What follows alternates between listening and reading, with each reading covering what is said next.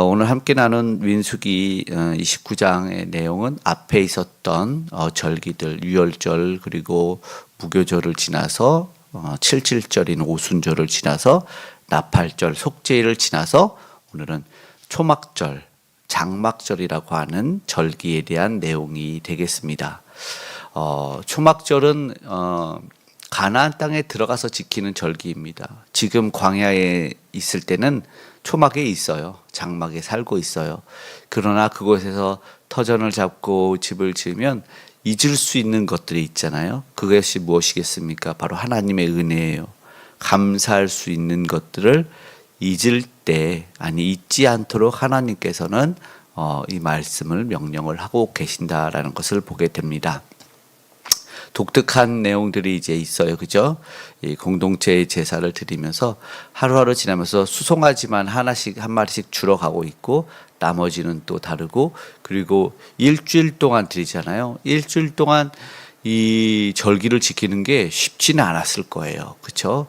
초막에 들어가면서 생각을 해서 우리는 막 부흥성회다 뭐 이렇게 해서 3일만 해도 막 시간이 엄청 안 가기도 하고 그러는데, 일주일 동안 이 장막에서 다시 살아야 된다, 텐트를 치고 산다, 쉽지 않았을 것 같아요.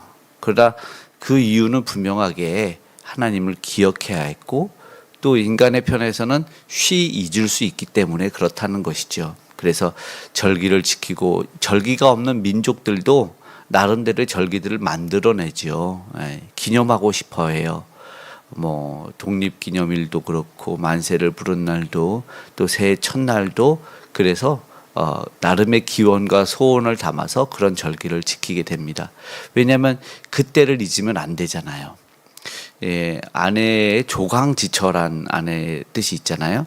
이게 그냥 훌륭하신 아내분들을 조강지처라고 하지 않고, 과거에 이 지게미와 쌀 겨로 끼니를 때우면서 힘들게 함께 고생한 아내를 조강지처다. 그래서 조강지처에 함께 고생했을 때를 잊지 말아야 된다라는 의미를 담고 있거든요. 그리고 그 은혜를 새겨서 절대 잊으면 안 된다 할 때, 또 그런 한자는 각골난망이다 그래가지고 뼈에다 그 은혜를 새겨 넣어라, 이런 말도 합니다. 그렇게 이야기하는 이유는 우리가 지내다 보면, 배불러 보면 좀 잊어버릴 때가 있어서 그런 것 같아요.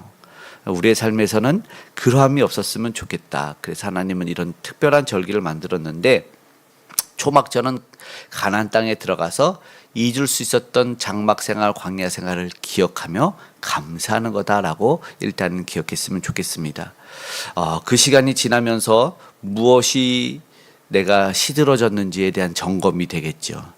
내가 정말 다시 한번 감사가 제대로 이어지고 있는지, 우리 고생했던, 지금 내가 잘 살고 잘 먹고 있는데 지난날의 고생들을 잊지 않고, 왜냐하면 하나님이 또 이렇게 은혜를 멀어지게 만드는 것이 교만이기 때문에 그렇죠. 힘들고 어려울 때는 하나님을 간절히 붙잡다가 조금 좋아지면 잊어버려요. 그래서 지금 뭘 원하냐면 잊고 있는 것들을 다시 한번 되새겨 보는 시간. 그러니까는 내가 기도해야 되는 기도의 제목들이 어느 순간 시들해질 때가 있어요. 그리고 내가 기도해서 그 영혼들을 위해서 기도했다가 그 이름이 어느 순간 내 기도에 쓱 빠져 있는 것도 있어요. 교회도 마찬가지고 선교사님도 마찬가지고. 그럼 다시 한번 우리가 그것들을 기억해내는 시간이 되었으면 좋겠어요. 지금 놓쳤던 기도의 제목들을 다시 한번 끌어올려서 다시 한번 그 열정 가지고, 내가 그 영혼을 위해서, 그 교회와 그 공동체를 위해서 왜 기도했었지 하며 다시 기도를 끌어올릴 수 있는, 시들어졌던 아니면 잊고 있었던 것을 끌어올리는 시간이 되었으면 좋겠습니다. 그렇게 하나님의 은혜를 조용히 묵상하고 나를 되돌아보는 시간. 그러면서 한 번은 이제 특별함을 한번 드려보는 절기로 맞아 보았으면 좋겠다라는 거예요. 오늘 특별히 잘짓세라고 제목을 했는데, 그냥 일반적으로 잘짓고 잘짓세 그러면 제목이 또 식상하니까 우리는 특별함을 요구해요. 그렇죠? 특별하게 받아들일 때 우리의 그 뭐라 그러죠? 평범한 이 자극적인 걸 좋아하는 것처럼 신앙도 자극을 줘야 돼요. 뭐 전기도 줘야, 전기 충격처럼 이렇게 자꾸 깨워줘야 돼요. 자꾸 시들어가는 특별함이 한번 있어야 되는데, 이 특별함은 뭐냐면 38절에 보니까 그렇게 되겠네요. 뭐 다 돼 있지만 여기서 그 외에 이렇게 돼 있어요. 앞에 하나씩 하나씩 있다가 38절만 읽어보면 이렇게 돼 있어요. 39절도 그런데 38절 39절 읽어볼게요. 상번제와 그 소제와 그 전제 외에 수염소 한 마리를 속죄제로 드릴 것이니라. 이거는 다 있었던 거고 39절이에요. 시작. 너희가 이 절기를 당하거든 여호와께 이같이 드릴지니 이는 너희의 서원제나 낙헌제로 드리는 번제, 소제, 전제, 화목제 외에 드릴 것이니라.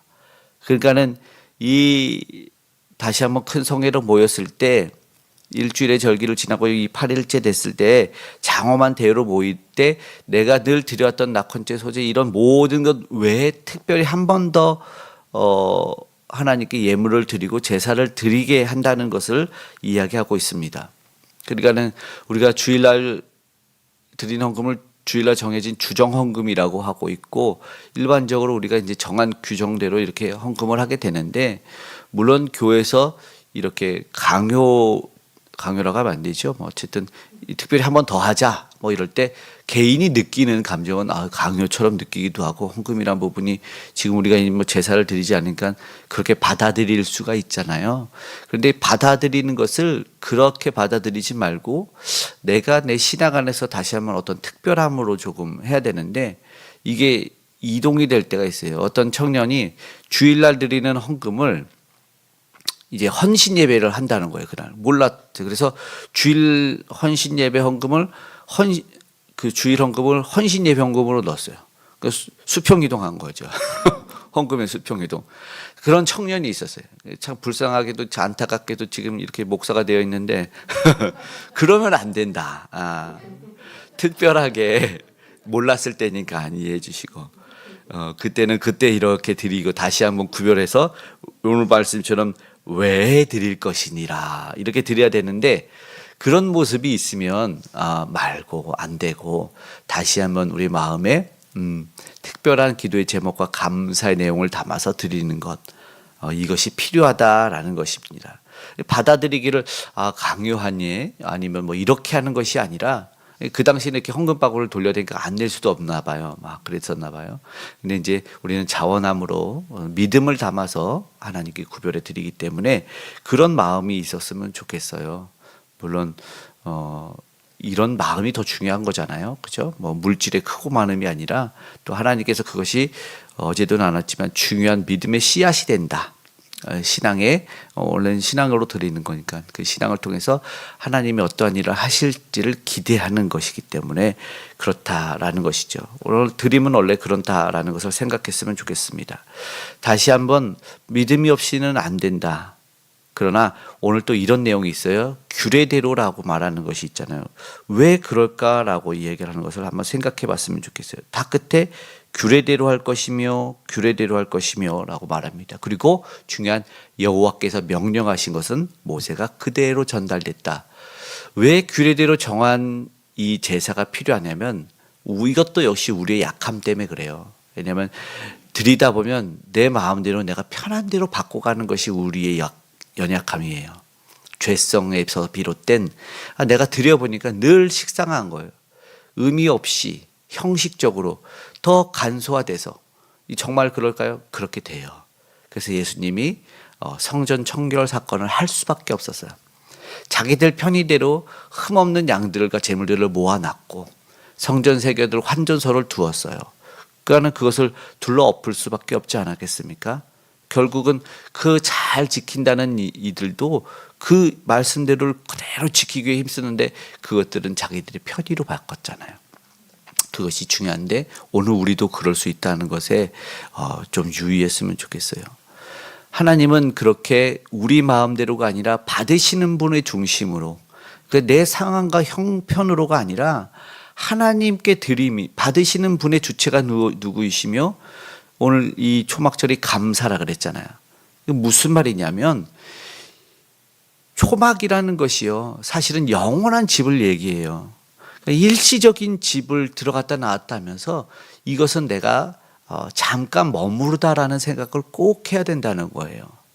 영원한 장막이 있다. 특별히 잘 짓세라고 말하는 것은 사실은 믿음의 반석 위에 믿음의 집을 잘 짓기를 원하는 거예요. 믿음의 주인 예수 그리스도를 바라보되 우리가 주 안에 있으면 때로는 부족해서 낭망할 때도 있고 때로는 넘쳐서 교만할 때도 있지만 그러나 그 모든 것이 사실은 놓고 가는 장막이다. 우리가 지어야 되는 영원한 장막은 무엇이냐? 그것들을 생각해 봐야 된다는 것이죠. 그러니까 규례대로 하나님이 원하는 대로 하나님이 심기 원하는 대로 심어내는 것이죠. 그것이 잘 심어졌을 때 그 집이 잘 지어지는 것이지 내가 그러지 않고 이 땅의 것만 생각하고 있고 이 땅의 것 때문에 낙심하고 기뻐하고 이 땅의 것으로만 있다면 그건 하나님이 진정 원하는 신앙인의 삶이 아니다라는 것입니다. 그 일시적이며 이 땅에 있는 것을 통해서 우리는 늘 하나님의 것 영원한 것을 바라보길 원한다는 것입니다. 가나안 땅에 들어가서의 삶 그리고 영원한 천국에서의 삶을 바라보며 살아갈 때 우리가 참된 신앙생활이다 이 땅에서 할 수 있는 것이죠. 그렇기 때문에 지금 우리가 무엇을 짓고 있느냐 한번 생각해 보면서 조금 더 잘 짓고 조금 더 특별하게 우리의 마음을 더 담아서 내가 믿음의 집을 잘 짓고 반석에 터 닦아 잘 지을 수 있기를 그렇게 결단하는 우리가 되길 원합니다. 집착하지 말고 낙심하지 말고 이렇게 지어나갈 때 하나님이 세워주시고 도와주신 집은 결단코 무너지지 않는다는 것을 우리는 경험하게 될 것입니다. 우리 믿음으로 도전도 받고 잘 쌓아보고 진짜 가치 있는 그 삶을 우리 함께 영위할 수 있고 살아보기를 간절히 소망합니다.